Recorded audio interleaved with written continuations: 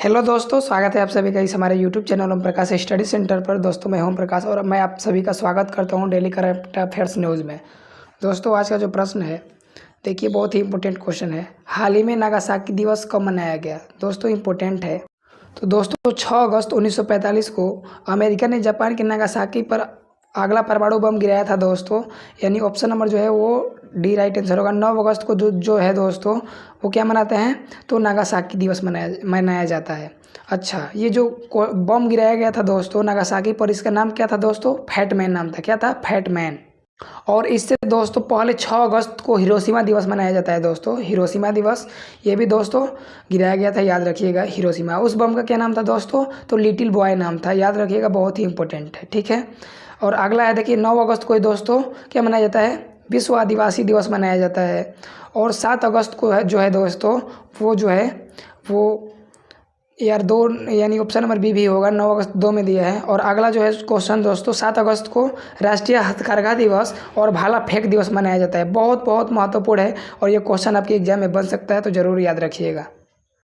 देखिए दोस्तों इंपॉर्टेंट है और ये कोई ना कोई एग्जाम में ज़रूर पूछेगा, तो याद रखिएगा कि 9 अगस्त को विश्व आदिवासी दिवस और जो है दोस्तों 7 अगस्त को राष्ट्रीय हथकरघा दिवस और राष्ट्रीय भाला फेंक दिवस। ठीक है, याद रखिएगा। अगला प्रश्न है दोस्तों, हाल ही में किस राज्य सरकार ने भारत के तीसरे सबसे बड़े बाघ अभ्यारण्य को मंजूरी दी है? तो ये भी दोस्तों बहुत ही चर्चा में रहा है। तो छत्तीसगढ़, यानी ऑप्शन नंबर जो है वो ए राइट आंसर होगा। दोस्तों मैं आपको बताते चलूँ कि जो छत्तीसगढ़ की राजधानी है वो रायपुर है दोस्तों। और जो है यहाँ के विष्णुदेव साई छत्तीसगढ़ के वर्तमान मुख्यमंत्री हैं दोस्तों। और राज्यपाल पूछा जाए तो श्री रमेन डेका ये हैं, याद रखिएगा। और दोस्तों यहाँ पे बात करी जाए तो इसमें जो है बाघों की जो 2014 में संख्या थी दोस्तों वो 46 से घटकर 2022 में सिर्फ दोस्तों 17 रह गई है। 17 सिर्फ है दोस्तों, 17। तो बहुत ही सोचनीय विषय है दोस्तों। अगले प्रश्न की ओर बढ़ते हैं। अच्छा, बाघ। तो बाघ जो है दोस्तों प्रोजेक्ट टाइगर की स्थापना कब हुई थी दोस्तों? 1 अप्रैल 1973 में, याद रखिएगा। स्टैटिक जीके है। और दोस्तों टाइगर स्टेट किस राज्य को कहा जाता है? तो मध्य प्रदेश को कहा जाता है। ठीक है, याद रखिएगा। अगले प्रश्न की ओर बढ़ते हैं। हाल ही में राष्ट्रपति द्रौपदी मुर्मू ने किस देश में अंतर्राष्ट्रीय शिक्षा सम्मेलन को संबोधित किया? दोस्तों ये भी इम्पोर्टेंट क्वेश्चन है। तो देखिए राष्ट्रपति द्रौपदी मुर्मू ने न्यूजीलैंड अंतर्राष्ट्रीय शिक्षा सम्मेलन को संबोधित किया दोस्तों। यानी ऑप्शन नंबर जो है वो बी राइट आंसर होगा। ठीक है। न्यूजीलैंड की राजधानी कहाँ है दोस्तों? तो वेलिंगटन है, वेलिंगटन सिटी, वेलिंगटन सिटी। अगले प्रश्न की ओर बढ़ते हैं। ये दोस्तों बहुत ही महत्वपूर्ण प्रश्न है। हाल ही में किसे बांग्लादेश की अंतरिम सरकार का प्रमुख नियुक्त किया गया है दोस्तों?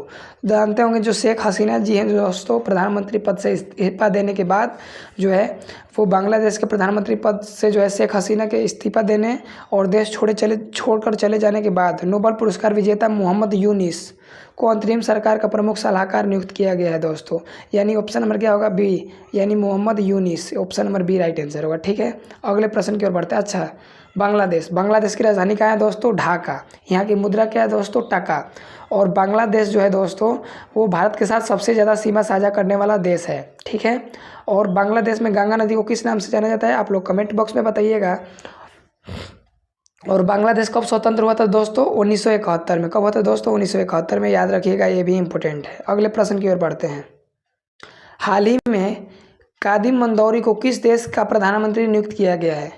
तो दोस्तों हाल ही में हुए राजनीतिक फेरबदल में ट्यूनीशिया के राष्ट्रपति कैस सईद ने प्रधानमंत्री अहमद हचाली को बर्खास्त कर दिया और उनकी जगह जो है पूर्व सामाजिक मामलों के मंत्री कामेली मंदौर को नियुक्त किया गया है दोस्तों। यानी ऑप्शन नंबर क्या होगा? बी राइट आंसर होगा। ट्यूनीशिया। अगले प्रश्न की ओर बढ़ते हैं। अगला प्रश्न है दोस्तों, हाल ही में किस देश में स्थित द्वीप क्वीसू पर 7.1 की तीव्रता का शक्तिशाली भूकंप आया? तो ये दोस्तों जो है वो राइट आंसर जापान होगा। यानी ऑप्शन नंबर जो है वो सी राइट आंसर होगा। ठीक है। दक्षिणी जापान में क्यूसू में 7.1 तीव्रता का शक्तिशाली भूकंप सुनामी की चेतावनी जारी कर दी गई है दोस्तों वहाँ पर। और देखिए मैं और एक बात बता दूँ दोस्तों, जो जापान की सबसे बड़ी द्वीप समूह कौन सी है? होन्शु जो है ये द्वीप समूह है। जापान की राजधानी कहाँ है दोस्तों? टोक्यो है। कहाँ है? टोक्यो। और जापान की मुद्रा क्या है दोस्तों? येन है, याद रखिएगा, इंपॉर्टेंट है। और अगला क्वेश्चन बन सकता है कि जापान की संसद को किस नाम से जाना जाता है दोस्तों? जापान की संसद को तो दोस्तों जो है डायट, क्या जाना जाता है? डायट। डाइट, याद रखिएगा, इंपॉर्टेंट है। अगले प्रश्न की ओर बढ़ते हैं। दोस्तों जो है जापान को हम लोग भूकंपों का देश भी कहते हैं, याद रखिएगा। अगले प्रश्न की ओर बढ़ते हैं। हाल ही में नीरज चोपड़ा ने पेरिस ओलंपिक 2024 में भाला फेंक स्पर्धा में कौन सा पदक जीता है?